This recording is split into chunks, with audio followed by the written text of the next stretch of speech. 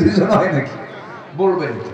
মুসা আলাইহিস সালাতু ওয়াস সালাম উনি একদিন শুনতে পেলেন ফেরাউন তার বিরুদ্ধে একটা এরকম ব্যাড রিপোর্ট দিয়েছে, শারীরিক ত্রুটির কথা বলেছে। কি তোমরা কি জানো মুসা কেমনে নবী হয়? মুসার তো শরীরই ঠিক নাই, কেন? ওর অন্ডকোষ একটা ছোট একটা বড়। কি কথা কি বুঝতেছেন আপনারা? তাহলে এই জাতীয় মানে প্রপাগান্ডা, অপপ্রচার আজকেও না আগেও ছিল, আগেও ছিল। তো এই নবীর বিরুদ্ধে এই কথা বলা মানে কি এই নবী কি ঠিক থাকার কথা? বলেন তো।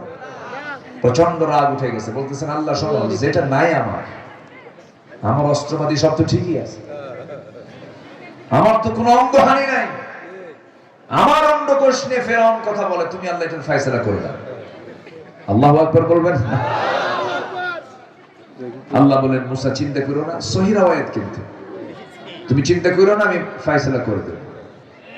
উনি করলেন কি? গোসল করতে নামলেন। কি করতে নামলেন? গোসল। তো গোসল করতে নেমে তার বিকল্প কোনো লুঙ্গি ছিল না। উনি করলেন কি? এটা পাথরের উপরে লুঙ্গিটা রেখে ওই লুঙ্গি আবার গোসল করে পড়বেন হেতু জরুরতের কারণে তিনি নেমে পড়লেন পানিতে। গোসল শেষ, ওই লুঙ্গিটা আবার হাতে নিয়ে তিনি পড়বেন। লুঙ্গিতে হাত দিতে নিয়ে আল্লাহ তাআলা, লুঙ্গির নিচে ছিল পাথর, আল্লাহ পাক পাথরকে জিন্দা করে দিলেন। বলেন পাথর লুঙ্গি নিয়ে দৌড় মার। লুঙ্গি নিয়ে কি মার? দৌড় মার। কার অর্ডার? কার অর্ডার? আমার দেহ মাটি, আমি কি দৌড়াই না? দৌড়াই কিনা বলেন? এই মাটিতে প্রাণ দিয়েছেন কে? আমাকে প্রাণ দিয়েছেন কে? সে আল্লাহ। ওই পাথরের মধ্যে প্রাণ দিলেন, পাথরকে বলা হলো পাথর তুই দৌড়া। পাথর দৌড়ায়। মুসা আলাইহিস সালাতু ওয়াস সালাম ওই পাথরকে ধরার জন্য রেগে গেলেন, খেপে গেলেন, হাতে লাঠি নিয়া ওই লুঙ্গি পরার জন্য লুঙ্গির দিকে তার মন, কিন্তু তিনি যে উলঙ্গ হয়ে আছেন এটা তার মনই নাই। পাথর দৌড়ায়, তিনিও দৌড়ান। সেই পাথরকে অর্ডার করেছেন আল্লাহ, সেই পাথর দৌড়াতে দৌড়াতে গিয়ে যেখানে ফেরাউন তার মন্ত্রী পরিষদ ক্যাবিনেট নিয়ে যখন পরামর্শ সবাই বসেছে, ঠিক ওই পাথরটা ফেরাউনের চোখের সামনে গিয়ে আস্তে করে দাঁড়ায় গেছে। মুসা ওই পর্যন্ত চলে গেছেন, কিন্তু খেয়াল নাই ওনার যে কিছু নাই গায়ে। এবার তিনি থেমে গেছে যখন লুঙ্গিটা হাতে নিতে নিতেই ফেরাউন নিচের দিকে তাকায়, দেখে না মুসার সব কিছু ঠিক আছে। আল্লাহু আকবার বলবেন না? আলেমদের যারা উলঙ্গ করতে চেয়েছিল, আলেমরা এখন জাতির সামনে স্পষ্ট আলেমদের কোনো দোষ নাই। যারা দোষ করেছে তারাই আজকে উলঙ্গ হয়ে আছে, ঠিক কিনা? দাড়ি কাটে তাও রেহাই নাই, পাজামা খুলে লুঙ্গি পরে রেহাই নাই, ঠিক কিনা? হ্যাঁ, আকাম কুকাম কম করেনি।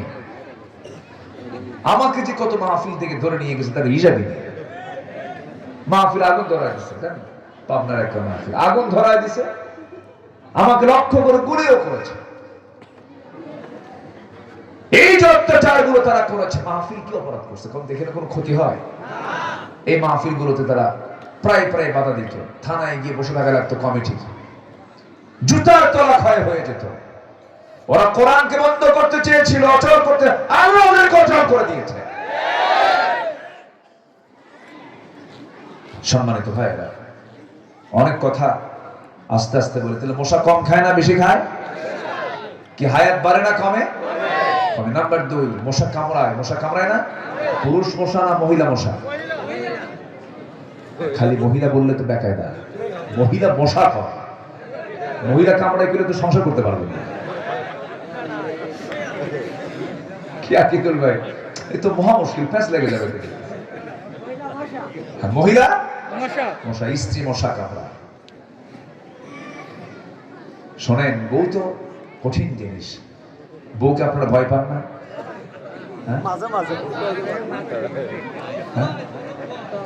দেখেন, চরম ভয়, চরম ভয়, ওটাই সংসার করে।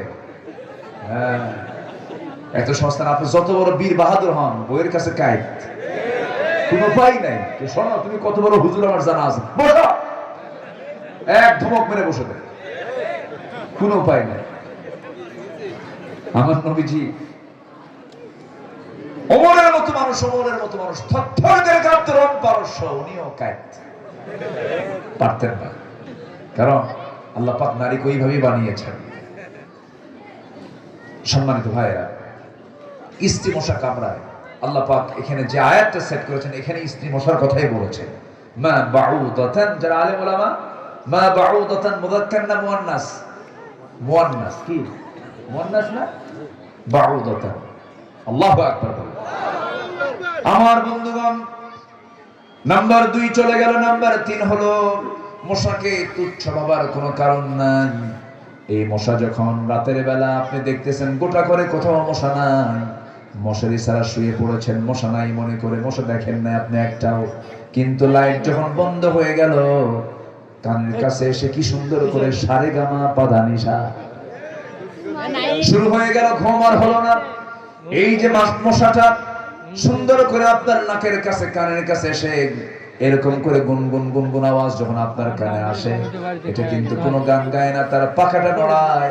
বিজ্ঞান বলছে মশা তার পাখাকে প্রত্যেক সেকেন্ডে নড়াই ঝাপটাই হলো 500 থেকে 600 বার। প্রতি সেকেন্ডে 500 থেকে 600 বার তার পাখা ঝাপটা। কম কথা? আমার বন্ধুগণ, নাম্বার 4 হলো এই মশা নিয়ে হাসাহাসি করার কিছুই নাই। মিস্টার নমরুদ দুনিয়া থেকে বিদায় হয়েছিল কিসের কামড় খায়া?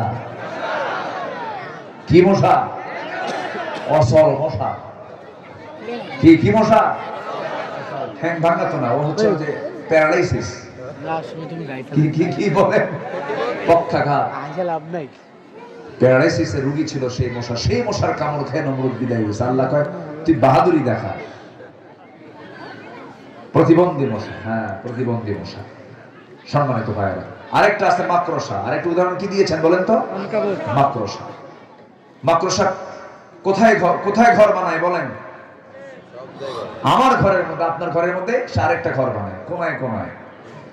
এই যে মাকড়সা ঘর বানালো, আল্লাহ রাব্বুল আলামিন সূরার নামই দিয়েছেন মাকড়সা, সূরাতুল আনকাবুত। কেন দিয়েছেন, কি জন্য দিয়েছেন? বিজ্ঞান রহস্যগুলো আবিষ্কার করতে পেরেছে, আজ কিছু রহস্য তারা বের করেছে। আল্লাহ বলছেন যারা আল্লাহকে গার্জিয়ান না বানায়া, অভিভাবক না বানায়া, আল্লাহকে একমাত্র ওলি না মনে করে যারা অন্য কাউকে অভিভাবক মনে করবে, তাদের দৃষ্টান্ত হলো মাকড়সার মতো। কেমন করে? আল্লাহ রাব্বুল আলামিন বলছেন মাসালুল লাযীনা ইত্তাখাযু মিন দুনিল্লাহি আউলিয়া কামাসালিল আনকাবুত। জোরে বলি আল্লাহু আকবার। এই মাকড়সা, তাদের দাম্পত্যময় জীবন আছে, তাদের মধ্যে স্বামী স্ত্রী আছে, স্বামী এবং স্ত্রী দাম্পত্যময় জীবন চলতে নিয়ে এদের যখন ইন্টারকোর্স হয়ে যায়, যৌন মিলন হয়ে যায়, যৌন মিলন হওয়ার পর স্ত্রী মাকড়সার ভিতরে প্রচন্ড ক্ষুধা কাজ করে, শারীরিক তার খাদ্যের প্রয়োজন হয়ে যায়। সেই খাদ্যের চাহিদা মেটাতে গিয়া স্ত্রী মাকড়সা মাঝে মাঝে স্বামী মাকড়সাকে কামড় মেরে খেয়ে তার ক্ষুধা নিবারণ করে, মানে স্বামীকে হত্যা করে। আমার বন্ধুরা, আল্লাহ বলছেন যারা আল্লাহকে বাদ দিয়া অন্য কাউকে যারা অভিভাবক মনে করবে, তাদের দৃষ্টান্ত হলো মাকড়সার জীবনের মতো। সে স্বামী স্ত্রী কলহ, স্ত্রী স্বামীকে মেরে ফেলে দেওয়া মানে কি? সেটা কি সুখের সংসার? না। আল্লাহ কত আগে বলে দিলেন।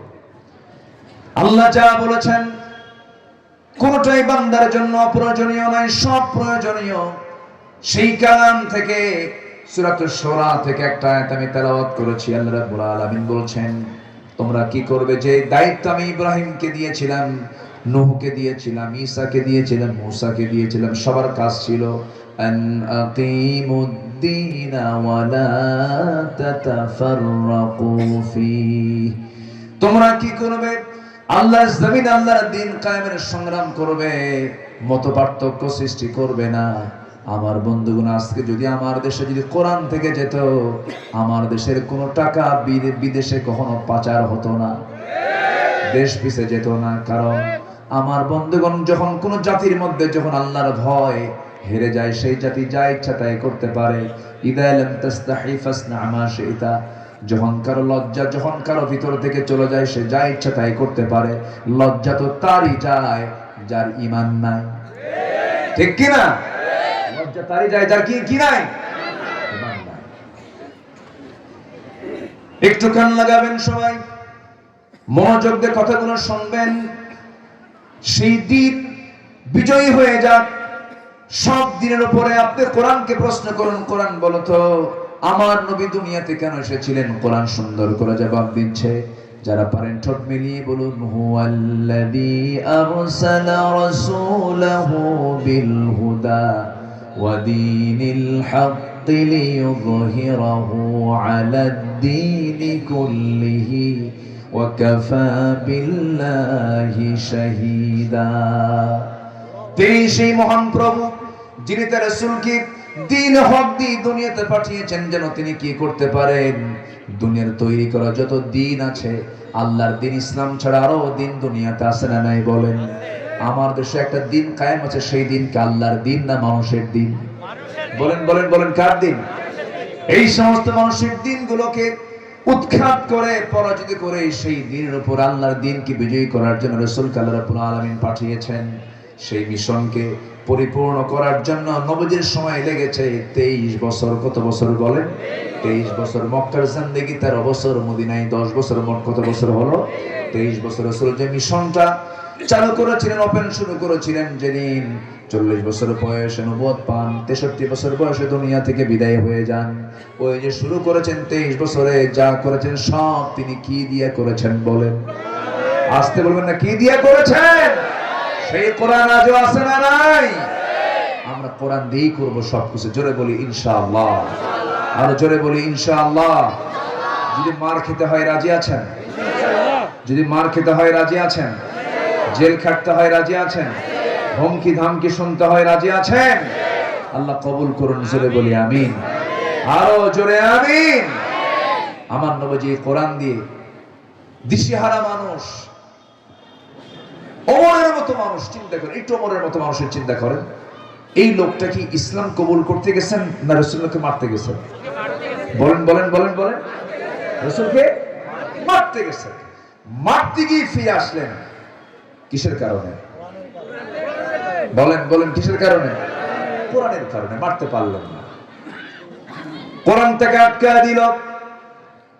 যখন তিনি শুনতে পেলেন তাহা মা আনজালনা আলাইকাল কুরআনা লিতাশকা, এই আয়াতগুলো যখন শুনলেন ওমর ফারুকের চোখের কোনা বেয়ে বেয়ে টপ টপ করে পানি পড়ে। চোখের পানিতে তার মুখ ভিজে গেল। আর মনে মনে চিন্তা করুন, আহারে কাকে মারতে যায়? এমন সুন্দর কালাম তো আমার কানে কোনোদিন আসে নাই। আস্তে করে নবীর সামনে গিয়ে নবীর পায়ের নিচে তরবারি রেখে বলতেছে, মুহাম্মদ, আজকে তোমার কল্লা আমি কেটে ফেলার কথা ছিল কিন্তু পারলাম না। আল্লাহর কালাম কোরআন আমাকে বাধ্য করেছে ঈমান আনতে। জোরে বলি সুবহানাল্লাহ। আর আজকে আমরা কোরআন না বুঝে ঈমান আনছি। কোরআন, আর ওরা কোরআন বুঝে ঈমান এনেছে, আর আমরা কোরআন না বুঝে ঈমান আনছি। এটাই হলো তফাৎ। কিছু কিছু ভাই চলে যাচ্ছেন, আমি আটকাবো না, কারণ রাত হয়েছে তো, অনেক রাত তো, শীতের রাত। মনে হয় জুলুম করতেছে আপনাদের উপরে, না? জুলুম হচ্ছে না তো? আমাকে কষ্ট পেলে আমাকে মাফ করে দিবেন। আমি একটা আয়াত ধরেছি, একটু শেষ করতে হবে না ভাই? কত রাত, কত দিকে চলে যায়। এই যে ভাই, এই যে একজন দুজন করে উঠতেছেন, আপনি চলে যাচ্ছেন, আমিও তো যাব।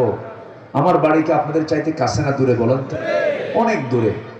গতকালকে আমার মাহফিল বেশি দূরে ছিল না, মাত্র কুমিল্লা ছিল। কোথায় ছিল? তার আগের দিন ছিলাম পাবনায়, তার আগের দিন ছিলাম সিলেটে। এই হচ্ছে আমাদের লাইফ স্টাইল। একটু বসেন, এসেছি যখন একটু কথা শুনে যান, একটু শোনেন। ফিনিশিং না হলে তো বোঝা যায় না। রাত 3টার দিকে যদি বিশ্বকাপ খেলা দেখে মানুষ, রাত 3টার দিকে উজু করে দেখে, উজু করে, হ্যাঁ, এত নিয়ত। এবং ফোন দেয়, আমার ফোন দিয়েছে 2 বছর আগে, বিশ্বকাপ খেলা, আমার ফোন দেয়, বলো হুজুর আমি আপনার খুব ভক্ত, কিন্তু হুজুর আমি ব্রাজিলের খুব ভক্ত। হ্যাঁ, এটা কোনো কথা? রাত 3টার দিকে উঠে বিশাল বিলবোর্ডে দেখতেছে তার দল জিতলো না হারলো। মানে খেলা হয় ব্রাজিলে, আর লাশ পরে ব্রাহ্মণবাড়িয়া। মরছে তো, মরে, প্রায় মরে। ব্রাহ্মণবাড়ি এমনি কথা বলতে বলতেই মরে। তবে হরিণা কুণ্ডার নামটা কোথায় যেন শুনছি, শৈল কুপা নাকি, খালি কোপা কপি করে যায় কোথায়। যাই হোক, কোপা কপি এদিকে হাসি দিচ্ছে। আচ্ছা, যাই হোক, আল্লাহ আমাদেরকে হেফাজত করুন। জোরে বলি আমিন, আরো জোরে আমিন। ঝিনাইদহের মানুষ ইসলামকে চায়, আমি ঝিনাইদহ চিনি। ঝিনাইদহের মানুষ কোরআনকে চায়, ইসলামকে চায়। আমার বিশ্বাস টুডে এন্ড টুমরো বাংলার জমিনে আল্লাহর দ্বীন কায়েম হবে ইনশাআল্লাহ।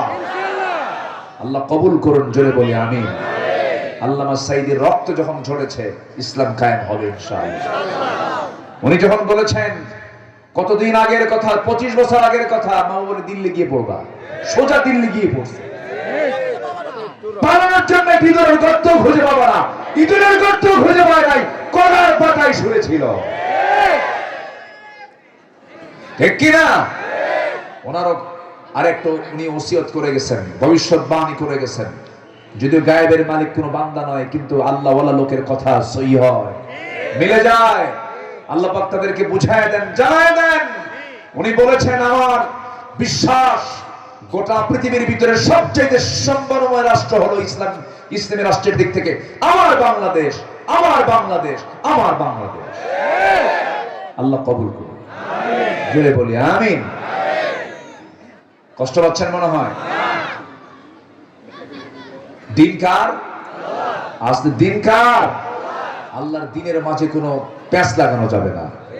ইসলাম মানবো আমরা, এক আনা 16 আনা, 16 আনা মানতে হবে। সেই ইসলামকে মানতে নিয়ে যদি হুমকি ধামকি আসে, যা আসে আসুক, আমরা কাউকে পরোয়া করব না। আমরা পরোয়া করব একমাত্র কাকে? আল্লাহকে। সেই ইসলামী স্টেট, ইসলামী রাষ্ট্র গঠনে আমার নবীর কিছু আদর্শ আছে এবং আমাদের কিছু করণীয় আছে। আমি একটা একটা করে 12টা পয়েন্টের কথা বলবো। নুরু, ওয়াজ কি শেষ না শুরু? ওয়াজ কিন্তু শুরু করব, অনেক কথা আছে। একটু পয়েন্টের দিকে আসি আস্তে আস্তে। তাফসীর মাহফিল তো ব্যাখ্যামূলক কথা না বললে তো মাহফিলের হক আদায় হবে না। এখন আসেন, শারআ লাকুম মিনাদ দীন মা ওয়াসা বিহি নূহা আন আকিমুদ দীন ওয়া লা তাতাফাররাকু ফি। আমি শর্ট করে বলছি, আমার নবীজি কি সুন্দর করে এমন সুন্দর একটা রাষ্ট্র তিনি গঠন করলেন, এমন সুন্দর একটি সমাজ তিনি গড়ে তুললেন, যে রাষ্ট্রের একটা উট পর্যন্ত নিরাপদে ছিল। বলেন আল্লাহু আকবার। রাসূল একদিন উটের সামনে দাঁড়ালেন। কিসের সামনে? একটা উটের সামনে দাঁড়ালেন। উট কান্দে, উট কাঁদতে কাঁদতে নবীর কাছে এসে থেমে গেল। নবীজি উটের মাথায় হাত দিলেন। উট বলতেছে, হুজুর, আমার মালিক আমাকে না খায়া রাখে, আমার মালিক আমাকে খাবার দেয় না। আমার নবীজি বললেন, ও আমার সাহাবীরা কে আছো, মার রাব্বু হাদাল জামাল, এই উটের মালিকটাকে, তাকে ডেকে আনা। আমার সামনে ডেকে আনা হলো। রাসূল বললেন, শোনো ও আমার সাহাবী, এই উট আমার সামনে কেঁদে কেঁদে তোর বিরুদ্ধে অভিযোগ দিচ্ছে, তুই নাকি খাওয়াস না। এই জনপদে শুধু মানুষ নয়, একটা মানুষকেও কখনো জুলুম করা যাবে না। আল্লাহু আকবার বলেন। রাসূল কি রাষ্ট্র গড়ে তুলেছিলেন? ইসলামী রাষ্ট্রের 1 নম্বর দিক হলো, আমার রাসূল বলেছেন, যেটা করেছেন সেটা হলো তাওহীদ প্রতিষ্ঠা করেছেন। কি প্রতিষ্ঠা করেছেন? তাওহীদ। যেখানে কোনো শিরিক থাকবে না, কোনো মাজার থাকবে না, কোনো মাজারের সেজদা থাকবে না। যেখানে সেজদা, সেখানে পিটায়া সোজা করতে হবে। ঠিক কি না? যারা সেজদার পক্ষে, কবর পূজার পক্ষে যারা, ওদেরকে পিটায়া সোজা করা দরকার, হাত পা ভাঙিয়ে গুঁড়া করা দরকার। তুই আল্লাহর বিরুদ্ধে কথা বলিস, সেজদা কার জন্য? সেজদা কি বান্দা নিতে পারে? আমার নবী যে এগুলো সহ্য করেননি, তাওহীদকে প্রতিষ্ঠা করেছেন, মার খেয়েছেন। রাসূল রুকুতে গেছেন, হাতের মধ্যে পায়ের মধ্যে ওরা মূর্তি ঢুকায় দিছে। আল্লাহু আকবার।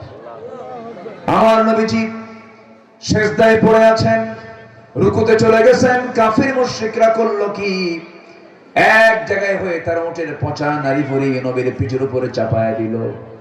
নবীজি রুকুতে আছেন, রুকু থেকে হামাগুড়ি দিয়ে রাসূল মাটিতে পড়ে গেছেন।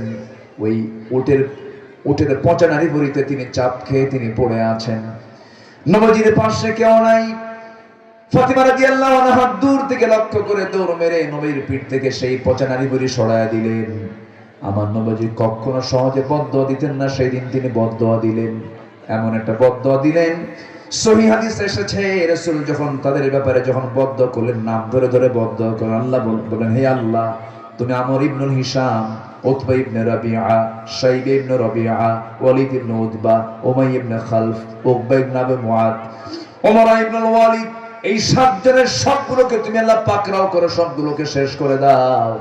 আমার নবীর দোয়া যেদিন তিনি করেছেন তার বেশি দিন লাগে নাই, মাত্র কয়েকদিন পরে, কয়েক বছর পরেই ওই বদর প্রান্তরে 7টা কাফের একই কূপের মধ্যে সব দুনিয়া থেকে বিদায় হয়ে গেছে। আজকের এই ফলাফল আলেমদের চোখের পানির ফলাফল,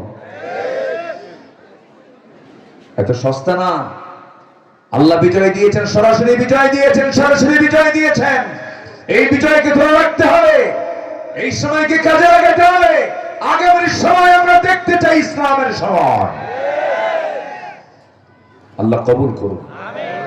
কোন শিরকের কাছে আমরা যাব না, জোরে বলি ইনশাআল্লাহ। চাইবই আমরা কার কাছে চাবো? আল্লাহর কাছে। নাম্বার 2, রাসূল সকল হিংসা দূর করে রাষ্ট্রে একটা ভ্রাতৃত্ব প্রতিষ্ঠা করেছিলেন। আমার দেশে ভ্রাতৃত্বের আবাদ হয় না, হিংসার আবাদ হয়। এত হিংসা, আল্লাহ। জমি কেনে একজন, ঘুম হয় না আরেকজনের, আছে না নাই? একজন জমি কিনছে, আরেকজন খালি কয় হাই রে, ওরে হাই রে, আছে না? আছে না নাই? জমি কেনে একজন, হাই হাই করে আরেকজন। ভাববেন আপনার মধ্যে যখন হিংসা ঢুকবে, তখন ভাববেন যে আপনার ঈমান হিংসা খেয়ে শেষ করে দিচ্ছে। হিংসা খেয়ে শেষ, আগুন যেমন কাঠকে খেয়ে শেষ করে দেয়, পুরো শেষ করে দেয়, হিংসা আপনার ঈমানকে শেষ করে দিচ্ছে। قال إياكم في الحسد فإن الحسد يأكل الحسنات كما تأكل النار الحطب أو كما قال عليه الصلاة والسلام। হিংসার কাছে যাওয়া যাবে না, আমরা হিংসা করব না। দেখেন একটা ঘটনা বলি, এই ঘটনাগুলো সহজে কোথাও পাবেন না, একটু মনোযোগ দিয়ে কথাগুলো শোনেন। আমার নবীজি যতগুলো যুদ্ধ করেছেন, এর মধ্যে একটা অন্যতম যুদ্ধ ছিল হলো হুনাইনের যুদ্ধ। কিসের যুদ্ধ বলেন তো? হুনাইন। বদর, উহুদ, খন্দক, এরপরে কি? হুনাইন। সেই হুনাইন যুদ্ধে মুসলমানদের অনেকগুলো গনিমত জমা হয়ে গেল। যুদ্ধলব্ধ মাল যখন তারা হস্তগত করলেন, আমার নবীজি গনিমতের মালগুলো সব কুরাইশদের জন্য বাজেট করলেন, আরবদের জন্য বাজেট করলেন। কোন আনসারকে একটা গনিমতের মালও দিলেন না। গনিমতের মাল যখন আনসাররা পেল না, আনসার সাহাবীরা যখন পেলেন না, মদিনার সাহাবীদেরকে কি বলে? বলেন আনসার বলে। আর মক্কার সাহাবীদেরকে কি বলে?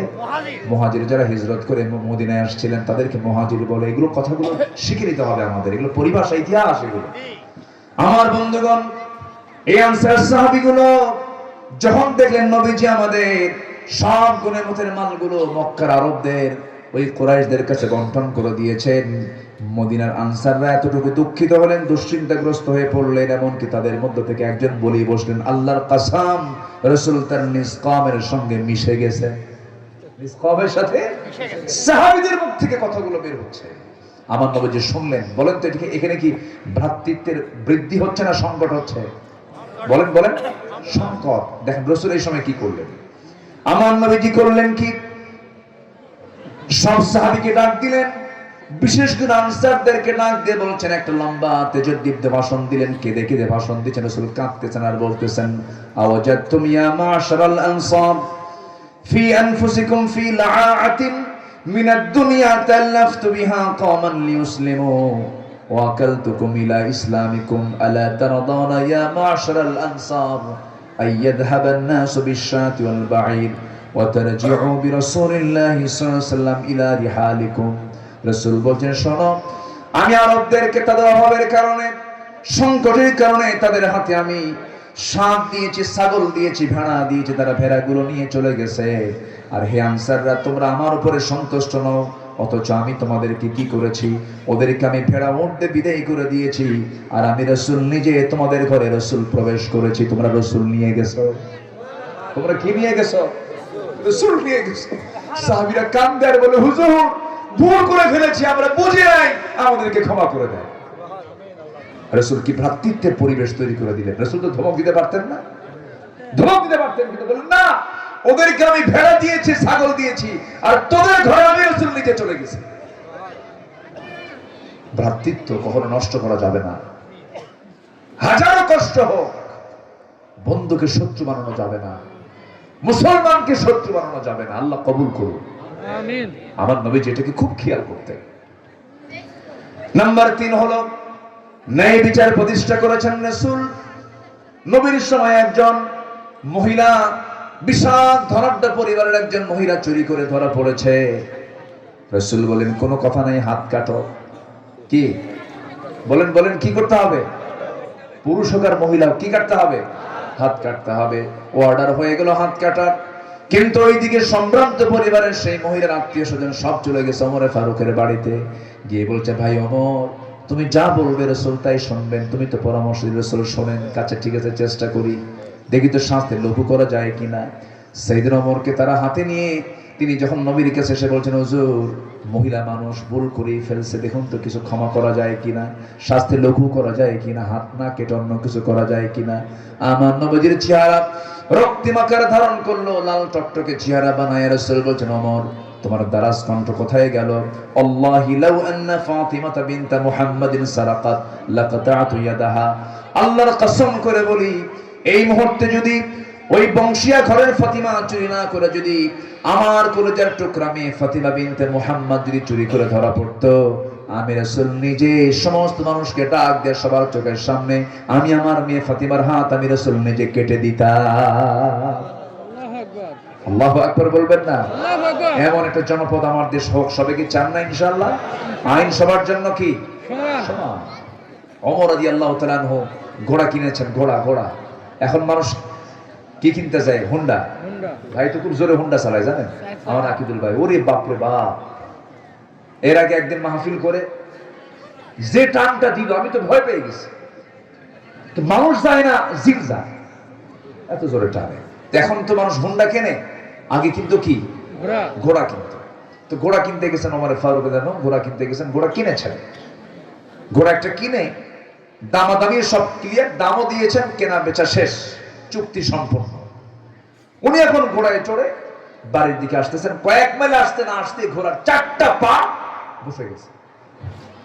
উনি ঘুরে এসে বলতেছেন, এই ঘোড়াওয়ালা, ঘোড়া ফেরত নাও। ঘোড়া নেব না। কেন? তুমি অসুস্থ ঘোড়া আমারে দাও।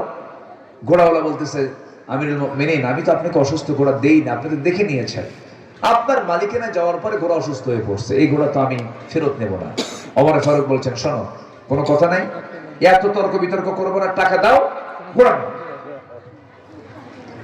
ঘোড়াওয়ালা বলতেছে, আমিরুল মুমিনিন শোনেন, আমি আপনাকে বুঝাবো কেমনে, আপনি বুঝতেছেন না, আপনি আমাকে বুঝাবেন কেমনে তাও বুঝতেছি না, চলেন আমরা আদালতে মামলায় যাই। কে কয়? কে বলতেছে? ঘোড়াওয়ালা। কে? কাকে বলে? খলিফাতুল মুসলিমিন, অদ্রতুরিয়ার শাসন কর্তব্যকে বলতেছেন, চলেন আদালতে বুঝাও। সাইয়েদনা ওমর ফারুক মুস্কান হাসি মেরে বলেন, তুমি আদালতেই যাবা? হ্যাঁ চল আদালতে যাই। অথচ চোখের একটা ইশারা দিলে ওরকম ঘোড়াওয়ালা 14 গোষ্ঠী উদ্ধার হয়ে যেত। উনি বলেন, চলো আদালতে যাই। আদালতে গেছেন, ওই এলাকার আঞ্চলিক আদালতে ঢোকা মাত্রই যে আদালতের বিচারপতি ওমর ফারুককে দিকে লাফ মেরে দাঁড়ায় গেছে, আপনি এই জায়গায় কেন? আমারে দেখে বিচার করবি না কিন্তু, এই যে মামলা দিছে, আমি ঘোড়া কিনছি, ও ঘোড়া দিছে অচল ঘোড়া, আমি ঘোড়া নেব না, সে টাকাও আমাকে দেবে না। সে বলেন, আমি ঘোড়া বিক্রি করে দিচ্ছি, এখন কি হবে? আপনি বিচারপতি, আপনার রায় দেন। সাইয়েদনা ওমর ফারুক সামনে বিচারপতি, একজন সাধারণ বিচারপতি, তিনি বলতেছেন, আমিরুল মুমিনিন, দুপক্ষের কথা আমি শুনলাম, ঘোড়াওয়ালার কথাও শুনলাম, আপনার কথাও শুনলাম, কিন্তু কি করার, আল্লাহর কসম করে বলি কোন ব্যক্তিকে দেখে রায় দেব না। আজকে রায় দিচ্ছি আমি, ওই ঘোড়াওয়ালার পক্ষে আপনার পক্ষে রায় যাবে না। আল্লাহু আকবার বলবেন না? বিচার ইনসাফ। সাইয়েদনা ওমর ফারুক বলেন, তাহলে বুঝায় দাও। এবারে বিচারপতি বুঝায় দিচ্ছেন, আপনি আমার সামনে এখন কথা বলতেছেন সুস্থ শরীরে, আপনি এখান থেকে সুস্থ শরীরে বাড়ি পর্যন্ত ফিরবেন, তার গ্যারান্টি কি? গ্যারান্টি নাই। যেহেতু আপনার জীবন, আপনার গ্যারান্টি নাই, ঘোড়ারও জীবন, ঘোড়ারও গ্যারান্টি নাই। কেনা বেচা হয়ে গেছে, যান এখন অসল ঘোড়াই নিয়ে যান। অসল ঘোড়া নিয়ে ওমর ফারুক ফিরলেন বাড়িতে। পরের দিন মজলিসে শুরার বৈঠকে বললেন, তোমরা কি জানো এক বিচারপতি পাইছে আমি, লোকাল বিচারপতি, সে আমার বিরুদ্ধে রায় দেওয়ার সাহস নেয়, ওকে লোকাল বিচারপতি না বানায় প্রধান বিচারপতিতে বানায় দিলাম। আল্লাহু আকবার বলেন। আর আমার দেশের বিচারপতি বিরুদ্ধে গেলে পাগলা বানায় বাইরে পাঠায়, জানেন না? এস কে সিনহা, সুরেন্দ্র কুমার সিনহা, এখনো তো আসেই নাই দেশে, দেশ থেকে তাড়ায় দিল, ওকে দিয়ে রায় দিল, দেওয়াল, আবার ওকে তাড়ায় দিল। এরা পারে না অভিনয়, এমন নাটক নাই যা তারা পারতো না। এখন নাটক শেষ। নাটক কি শেষ হয়ে গেছে। আমার বন্ধুগণ, 12টা পয়েন্ট, সব পয়েন্ট গুলো বলতে পারবো না। নাম্বার 4 হলো রাসূল সামাজিক দায়িত্ব পালন করেছেন তার রাষ্ট্রে, দরিদ্রদের পাশে দাঁড়িয়েছেন। আমার নবীর সবচেয়ে বড় এজেন্ডা ছিল সিম্পল মানুষদের পাশে সেবা করা, তাদের পাশে দাঁড়ানো। আমার নবীজি দরিদ্রদের ব্যাপারে খুব চরম যত্নশীল তিনি ছিলেন, যাকাতের ব্যাপারে খুব যত্নশীল ছিলেন, গরিবদের হকের ব্যাপারে খুব যত্নশীল ছিলেন। এতিম কোন সন্তানকে দেখলে কোলের মধ্যে জড়ায় নিতেন, কারণ আমার নবী ছিলেন এতিমদের সর্দার। জোরে কোন সুবহানাল্লাহ। একটা এতিম শিশু হেঁটে হেঁটে যাচ্ছে, আমার নবীজি দেখে ফেললেন, চট করে জড়িয়ে ধরে বলছেন, তোমার বাবা কই? বাবা তো আমার নাই, বাবা মারা গেছে। আস্তে করে কোলের মধ্যে নিয়ে ঘরের মধ্যে নিয়ে বলছে, আয়েশা দেখো কি বাচ্চা নিয়ে আসলাম। এবার বলে ফেললেন, শোনো সন্তান, আজকের থেকে এই যে আয়েশা তুমি দেখতে পেতেছো, এই মহিলাটা হলো তোমার মা, আর আমি বিশ্বনবী হলাম তোমার বাবা। জোরে বলে সুবহানাল্লাহ। রাসূল এমন করে সমাজের দায়িত্বগুলো পালন করেছেন। কিন্তু আজকে দুঃখজনক হলেও সত্য, আমরা অনেক সময় অসচেতন হয়ে পড়ি। গ্রামে যে সন্তানটা এতিম, তার প্রতি কারো কোনো গুরুত্ব থাকে না, ঠিক কিনা বলেন? এতিম বিধবা এরা হয়ে যায় সমাজের বোঝা, অথচ এতিমদের পাশে, বিধবার পাশে সবচাইতে বেশি পাহাড়ের মতো ছিলেন মুহাম্মদ সাল্লাল্লাহু আলাইহি ওয়াসাল্লাম। ওয়ালা তাকরাবু মাল আল ইয়াতীম, আসনা কোরআন শরীফে আছে না নাই? আচ্ছা, আমরা এগুলো খেয়াল করব। জোরে বলি ইনশাআল্লাহ। আমরা কি ফজর পড়বো না ইনশাআল্লাহ? সবাই কি ফজর পড়বো? ফজর পড়বেন কারা কারা একটু হাত তুলে দেখেন।